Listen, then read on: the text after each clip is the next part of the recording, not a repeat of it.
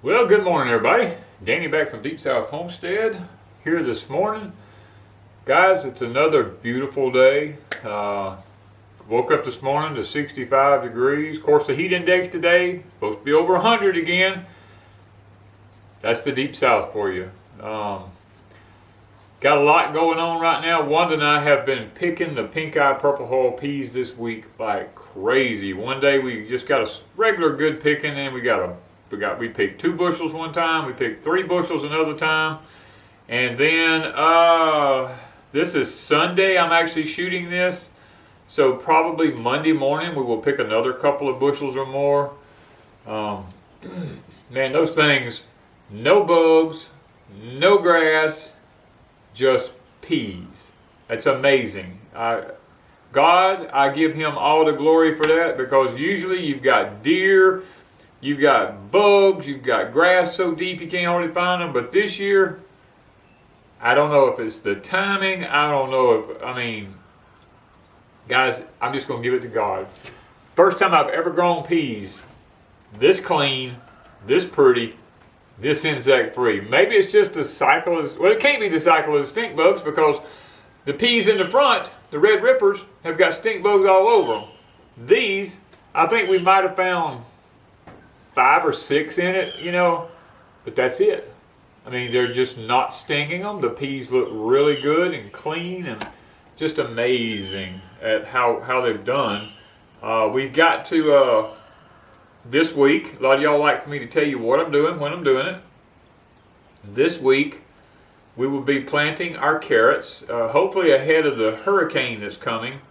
I don't know that it's coming here. I hope not, but if it is, we'll have to postpone it a little bit. But we're trying to wait a little bit longer to plant the carrots to get out of this over 100-degree heat index. The nights are okay, but during the day there's just nothing but clear blue skies. There's no chemtrails, there's no nothing. It's just blue skies, and that sun intensity is coming through so hot. Right now it's fixing to be 8:30. I finished planting all my cabbages. I planted more romaine lettuces in my greenhouse, and the cabbages is in my greenhouse. I planted another 8 Cozozel zucchini squashes. I had them growing in pots. They were getting really big.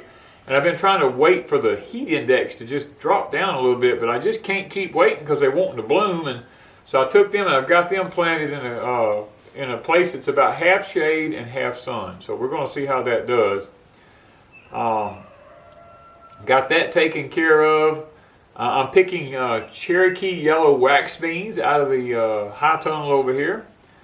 They are doing amazing. I actually learned something about them just this morning that I did not know. And when I do a video, probably be next year before I do it, but in the video I'm going to be explaining something about those that I did not know. Because there's no need to talk about it now, because everybody just forget it before it's time to plant. So I'm going to probably do a video on that. We're still picking plenty of peppers. Oh Lord, are we picking peppers. And my onions that I've got growing for sets for this November, they're up about, I want to say about 3 inches tall. Once they get a little bit taller, I'm going to go in and clip the tops off of all of them so that they have a chance to bush back out from the ground, make a little bit stronger set. I'm trying to think, is there really much more? Miss Wanda's planting some stuff in her high tunnel over there. We have put some sugar cane up on Etsy. We've put some of the Mr. Al sweet potatoes up on Etsy as we go through them, and we're picking out the ones for making slips with. And as we do, we put them up on Etsy. And all I can tell you is you just got to watch the store. I don't take pre-orders or anything like that. Wanda and I have too much going on to do that, because she's been canning the pink eye purple hull peas this week, and I don't even know how many jars. I think she was up to, I know we did 18 one day. We done 15 another day, and another day she done 6 or 7. So I mean, I don't really know what all we're up to. We're probably close to 40 or better. We like to have it where we have at least 52 jars of every vegetable, or every pea or bean or whatever, snap bean, tomato, you know, whatever. We like to have at least 52 jars because that gives us at least 1 jar a week to eat on, which I know that's not everything that we need, but if we do 1 jar a week for all of them, then that means that one day we can have one thing, one day we can have another, and we just, that's how we kind of figure our pantry system out every year. But you know, the corn did not do anything. I'm leaving it just right now. I'll eventually take it up. I've been feeding it to the rabbits, the little stalks around. They loving the corn stalks. The rabbits are doing good. No babies. I don't know if they just didn't get bred or what happened, but we have no babies. But they're making fertilized, and that's what I really wanted them for. It really wasn't about the babies for me at all. These are rabbit manure making rabbits. That's what I want them for, is the manure, because of the fertilization situation with the fertilizer. That's you know, that's what we're you know, what we're trying to alleviate.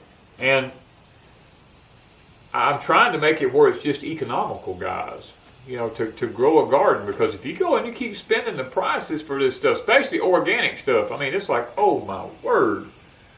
I told Wanda, I said, I can't just order this stuff and keep buying it. It's outrageous. And I never have been one to look at the cost effects of growing my own food versus buying, because to me it doesn't really matter, because if you go to the store and buy your food, you're going to end up in a doctor's office a lot earlier than you normally would, because of the chemicals and it's just junk. It's not even real food, to be honest with you. And then they irradiate every vegetable in the store, and so you lose all your living enzymes in it. And so that's why I kind of like raising my own. I don't worry about the price, because I figure by the time you offset doctor bills with, you know, with everything else, health and stuff to this nature, it's just not worth it to me. But with the price of everything now, I'm still not looking at it from that standpoint. I'm just kind of saying, you know what? If I can do this in another way, that's the reason we like the Jadam method, and we like the rabbit, using the rabbit poop and stuff to this nature. Now, we don't use cow fertilizer anymore because of the grazon issue. I just don't trust it. Now, my cows, since I've had them on non-sprayed hay, yes, I would use theirs, but I won't buy anything to use. But that's just, I mean, the sugar cane is doing fantastic. It's just up about 12, 14 feet tall now. We're starting the thinning process. Like I said, selling a little bit along as we go. You'll have to, like I said, you'll have to watch Etsy. I'm trying to think, is there anything else? The kumquats or our citrus trees are loaded. We've been picking some, the key limes have turned. A few of them have turned yellow. And we've harvested them off. Miss Wanda will be doing the things that she does with them. I can't think of much more. Oh, over my shoulder right here. Check this out, guys. Can y'all, I don't know if y'all can zoom it in to look at this is the above ground sweet potatoes back here. I don't know if y'all can actually make them out around the flag or not, but guys, those things have gone wild. They have gone stark raving crazy. I will plant them from now on. I will tell you, I will plant them from now on. This is one plant back here. It covers an area now probably, it's probably 60 by 30 or 60 by 40, something like that.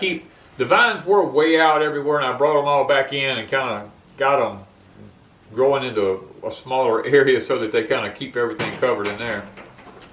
And guys, I don't even know how many of the winter squashes is on that thing. It's called a Thelma Sanders above ground sweet potato, because this little squash, it resembles a pumpkin, but it's a squash, it's a winter squash, is supposed to be able to take the place of a sweet potato, and it's supposed to taste just like a sweet potato. Now, we've harvested one, And there's another one almost ready to harvest. We're just waiting, being patient. We may just let the vine die and harvest them all this fall. But if they taste like they say they will taste, then we'll be growing the above ground sweet potatoes from now on. But we'll have to definitely designate a big area, because we planted these in the edge of the woods back here, and they're just taking over. And guys, if y'all hear something hit, sounds like a gun shooting, it's not a gun. The squirrels are cutting acorns. I mean, our trees are loaded with acorns, and they're falling like crazy. So that's the noise that you hear in the background. But guys, today, a little bit about, y'all always want to know what we got going on, so I'd like to try to give you that at the beginning of Porch Time. But I want us to talk about facing the future. Now, there's some things that I've been keeping tabs on for quite a while now. And as I get more information on these things, I like to comprise a lot of stuff up before I actually talk about it. You know, like the rail system. I didn't really go out there and start talking about the rail system. I really figured that was a false flag. I just didn't have any inside information that really gave me anything that was concrete on that. Now, yes, was there some issues? Yes, and there probably still might be a few issues, but nothing detrimental. You know, everybody was like, oh, September the 24th, September the 24th, and I didn't jump on that bandwagon, okay? I don't believe in setting dates. I believe that there again, it was another one of those fear tactics. And you know, Bobby and I talked about this on our video this past week, Spags Unfiltered. Bobby's a great friend of mine. I love his background. I can say because of mine and his backgrounds, we can talk about certain things that we can't talk about on air. But Bobby brought out a very good point that people love to be scared. I mean, that's how certain industries make their money, is off of fear. You know what I mean? Fairs and stuff like this, all these rides and these roller coasters and all, people just love to be scared. Hollywood makes tons of money off of fear because they like to put all these, these movies out there that scare everybody to death. And people just love to be scared. I don't know why. I don't watch that kind of stuff. Now, yes, I did used to ride the rides because I got the thrill out of it. You know, it wasn't because I got scared. I just liked the thrill out of it. And I'm sure there's lots of people out there with the same mentality. But people love fear. And that's what fuels the media today, is fear. They love to put all this fear porn out there. And even, I hate to say it, but lots of our people on YouTube here are homesteaders and all those kind of people. They like to throw a lot of fear porn out there. 20 ways to do this, or you're going to, it's just, I don't see any sense in it. But I have done some videos on 6 or 7 things you need to grow in the garden, 6 or 7 survival foods that you need to know, and stuff like this. I've done those types of videos, but I don't do the fear porn videos, you know. I have people who tell me that I do, but to me, certain things that I talk about is knowledge. Knowledge is not fear in my book, you know. I think knowledge is a wisdom, and knowledge helps you overcome issues and helps you to be better prepared. But people love to be scared, like me and Bobby talked about, and that's where we're at today. And facing the future, what do we face in the future? Well, I want to take it in a little bit of a different twist, because I've been gathering information on something that I suspected it. I'm not a physicist and I'm not a chemist. I wear overalls because overalls makes people more comfortable around me. I'm not a dumb country boy. A lot of people see me in overalls. They go, "He's just a dumb old farm boy." No, I wear overalls. I learned this. Now, get this. I learned this not only from my father, but I learned it from a very good friend of mine who actually has positions in Washington and the seats in Washington and stuff like this. when he's out away from there, and plus another friend of mine who used to do weapons demonstrations for the president and stuff like that. Anytime you saw him away from what he was normally doing, he had overalls on. And I asked both of these guys. I said, "What is y'all's reason for doing overalls?" Well, the one that holds a position, let me put it that way, and makes frequent trips back and forth to Washington, and stuff. He told me, he says, "Danny, when people see people in overalls, they just have more of a trust." He said, "So when I'm not politicking, or when I'm not doing anything, or when I'm around the house, or if I'm in town, I wear my overalls because it makes people more comfortable around you." And the guy who used to do the shooting for the president, that's a real close friend of mine. Matter of fact, he's the one who trained me in specific things. He does the same exact thing, and I'm kind of the same way. When I go to town, people seem to be more comfortable around me when I'm wearing overalls. When I sit and meet people, they don't feel threatened, stuff like this. So it just a little bit of background on why y'all see me wearing overalls. Because people ask me all the time, why do I wear overalls? And I just thought I'd throw that out there. But when we start to face the future, like I said, I'm not a physicist, I'm not a chemist, even though I've had some of those things in life. I have found out some things, and I want to share this with you. Now, Porch Time today is not going to be some big elaborate, crazy off the wall stuff. I'm trying to get away from beating a dead horse. It's time to quit talking about what's going to happen, because it's already happening. Now let's talk about the solutions. We're all having trouble growing the gardens, and I've known this for quite a while because of inner circles, but I couldn't never really nail it down. And I don't like to talk about something unless I can nail it down. Well, this year our Danny corn just got burnt. Guys, I thought maybe it was all my fault, because I said, well, I blamed it on the flash drought. I said it was a drought. It just got too hot, too dry, too fast, and it just, even though I was watering it every day, it just didn't do any good. Well, a lot of you guys sent me so many emails, Danny. The same thing happened to my tomatoes. Same thing happened to my peppers. Same thing happened to my squash. Same thing happened to my corn. I mean, my garden's all burned up. I got nothing. And I kept thinking, I'm like, so it wasn't just me. I said, and I thought, well, maybe I overdone it with the fertilizer. Maybe I put too much fertilizer to it. But the other stuff I fertilized just the same right next to it did fine. So I knew it wasn't that. So I said, well, maybe it was a disease. I got to looking into it. It's not a disease. I mean, it resembles a disease, but if it was, that disease would have affected other plants too, and it didn't. So I was like, okay, what is going on here? So guys, I study the magnetic fields of the earth. I study solar history. I study solar cycles, stuff to this nature. And I know about how that the sun, the sun gives off wind constantly. Of course, during a grand solar minimum, the sun, or any solar minimum for that instance, the sun starts doing things that it normally doesn't do. And but when you're in a grand solar minimum, which is about a 400-year event,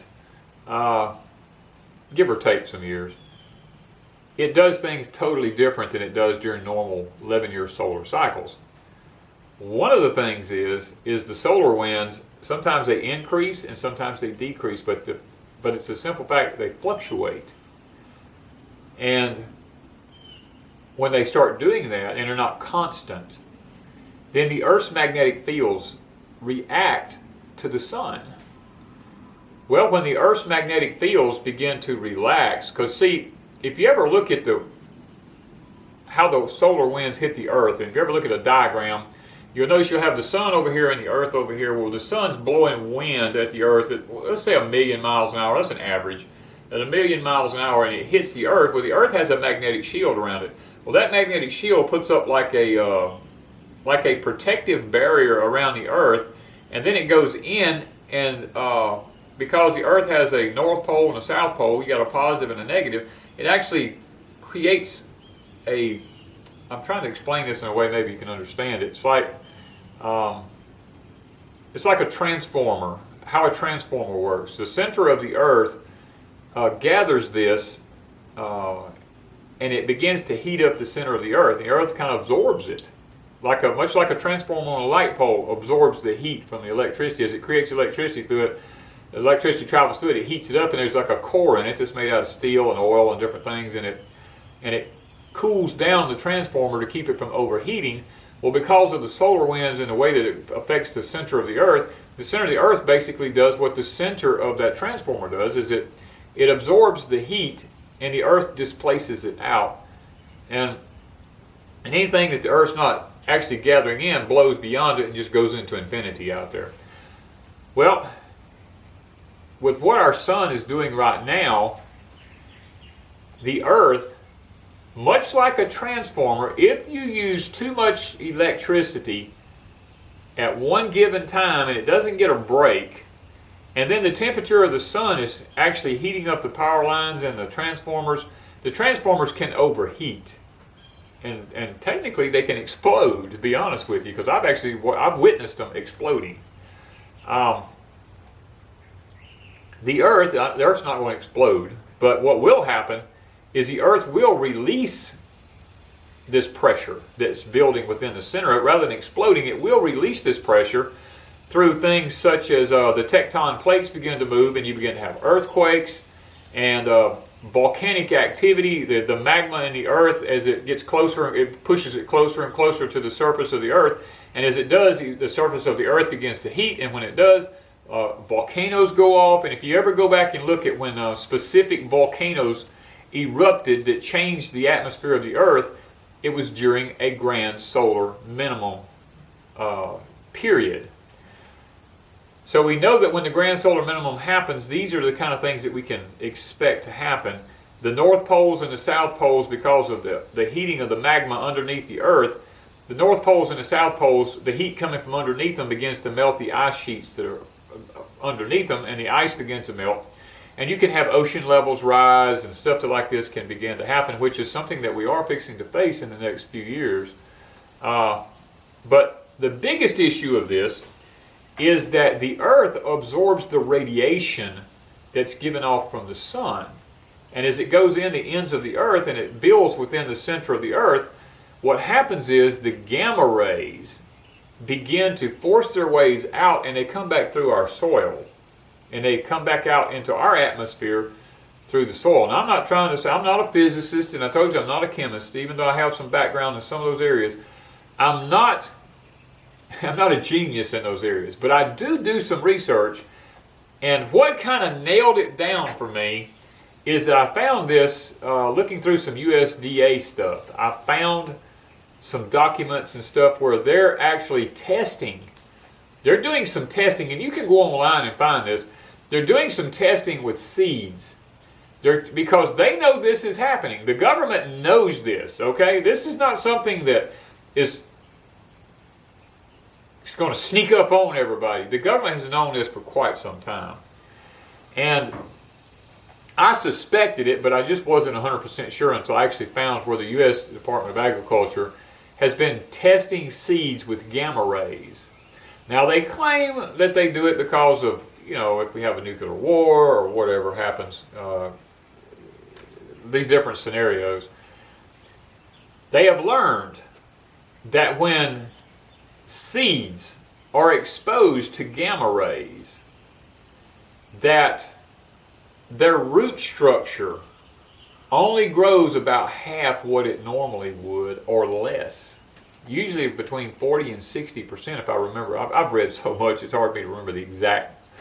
But they're a lot less than one that has not been exposed to gamma rays. And right now, gamma rays destroy, just like a human being, gamma rays are harmful to the human body also. They destroy the cell structures in the human body. And that has a lot to do with cancer today, believe it or not. But the plants are suffering from a type of cancer. Now, I mean, that, guys, I hope that you just stick with me, okay?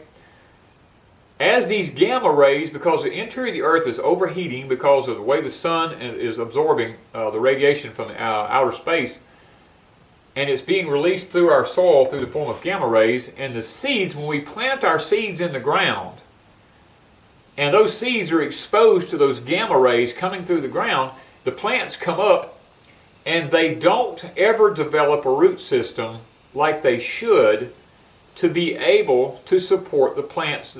Thus, the plant will grow fine when it first starts out, but when it gets to be large and it needs to be able to pull more nutrition, more water, and everything out from the plant during the summer months when the sun is hot on it, it can't do it, and the plant shrivels and suffers. And like my corn didn't have the root system, because I noticed when I kept pulling my corn up, it didn't have much of a root system. And I really couldn't figure it out until I found this documents from the Department of Agriculture where they've been experimenting with it. And thus the corn developed a type of cancer because of the root system, and it died. It didn't matter how much I watered it, the roots were not there for it to be able to support it. And once I found that, I was like, oh my word, I'm like, okay, what do we do here? Because we're looking at these gamma rays affecting us for at least the next 15 years. Well, guys, I'm in my 60s. 15 years will be my life expectancy. So, if I'm going to be growing from this point forward at my own food, I got to figure out a way to combat this. So, if growing in the ground, the gamma rays coming through the earth is affecting my plants, then what is the next best solution?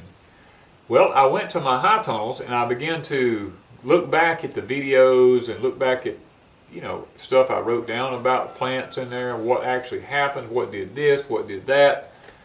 And I realized that things that were grown in containers that were above the ground, like these mineral tubs, and they were not actually in the soil, but they were grown, the seeds were grown in seed trays, and they were transplanted into mineral tubs.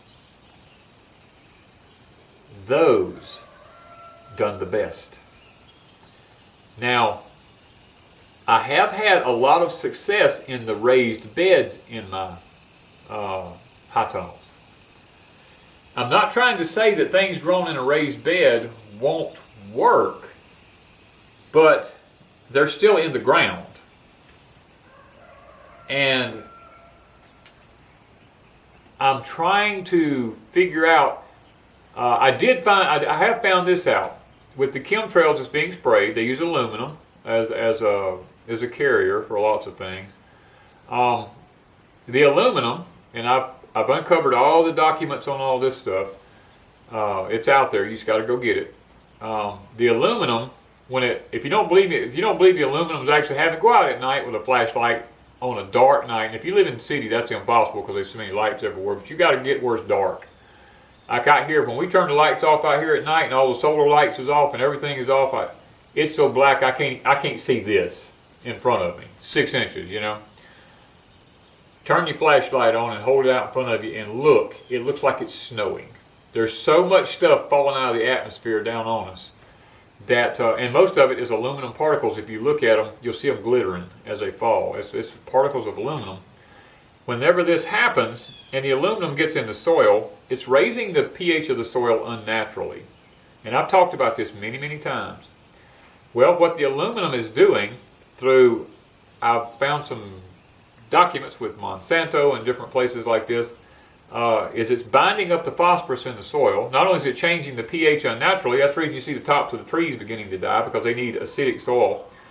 So we see that it's binding the phosphorus up in the soil, and the plants can't take up phosphorus. Well, I'm going somewhere with this, guys, at the very end, so pay attention with me.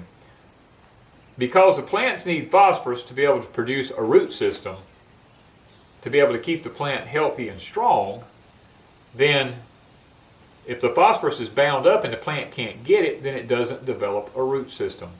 So do you see the two things I've been talking about here? First, the gamma rays are not allowing us to have a root system. Secondly, the aluminum that's coming into here is binding up the phosphorus in the soil, and the plants will not be able to pull up the phosphorus, so that we can't have a root system. So the gamma rays, no root system. The phosphorus being bound up, no root system. So what is the solution here?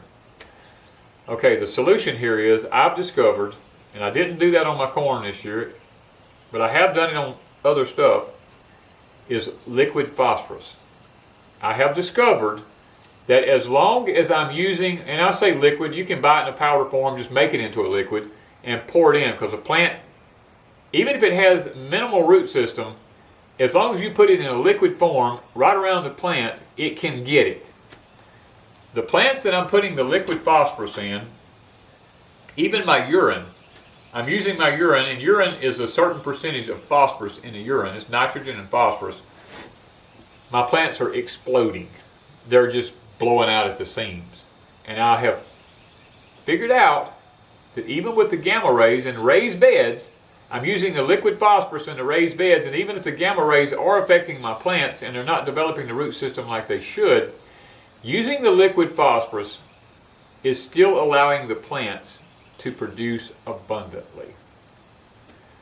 So, does this mean that from this point forward, planting corn in the fields and stuff like this, is it going to be a failure from now on? I don't know, but I am going to be giving it another shot next year. But next year, I'm going to see if I can come up with enough liquid phosphorus to actually put phosphorus to part of my corn and not part of my corn. And I want to be able to see if it makes a difference on the corn. Now, it has made a difference on other things. See, phosphorus is one of the big issues, and I proved it this year with my onions and my carrots and stuff this past year. I put phosphorus in the soil for my carrots because phosphorus is what's needed for any root crop. Sweet potatoes, I put phosphorus in the soil for the sweet potatoes. They've done really good. I put phosphorus in the soil for my carrots. It done really good. I put phosphorus in the soil for my onions, and they done really good. So guys, I believe through some personal research, I think I have figured out what we need to combat what we're facing in the future. All of you who've lost your gardens this year, I'm going to probably say it was probably due to gamma rays. Not only the rays, the radiation from the sun, the intensity of the sun, because our magnetic fields are down, more radiation is getting in from the top. We're also getting more radiation from the internal parts of the earth, which are the gamma rays. And not only is it doing that, it's affecting our bodies also. We'll feel more weak, we'll feel more tired, we don't have any energy because the gamma rays, and this you're going to find this out more for people who live in houses that are on slabs, because the gamma rays can come through the slabs and come up in, and it can affect us as we sleep. Houses that's built up off the ground is not so bad, according to what I've been able to find out. And plus, houses that's built on concrete slabs, you have more of an issue with radon, which is another type of radiation type chemical. Radon will affect you physically also. I would suggest, if you live on a house with a slab, to get a radon detector. And have your house checked for radiation. You can buy a radiation detector. I used one on my house over here, and I was blown away by some things. Now, I know Porch Time's going a little long, but I think this is some good information because this is facing the future. As we face the future has changed from what we originally knew it to be. I tested my house for radiation. I went through my house with the radiation meter, testing everything. And I'm going to tell you the biggest issues. Number one was a microwave. I don't have a microwave in my house, but I had one at my mother's house. Had one, so I went to my mother's house and I tested hers. And up to 3 and 4 feet away from the microwave, the radiation was. Oh, our body levels, I think, was like 0.5 to 1 is they classify as a safe level, which I think that's too high myself. But that's what the quote unquote governmental people say. Mom's was like a 3. And I was like, Mom, I said, we got to get rid of this thing, you know. Well, that's the only thing, that way I can cook your daddy's food and all this. And I said, well, and I didn't try to force it on them. But I come back to my house, and I had a microwave in my shop that used to, when I run a goat milking business here, where we sold our goat milk and everything, I had to pasteurize so much stuff, I just used a microwave to do it. And so I tested that microwave, which was a small one, and it went to about a 2.5, about 3 feet away from it. And I was like, okay, so I know not to be using this microwave. So Wanda and I do not have a microwave. I hadn't had a microwave in probably 15 years, or more than that probably. Second thing was the heating unit in my house. My AC and heating unit. Now the AC side did not give off. I took the meter right up to the sheetrock wall with it, and it didn't even register 0.5.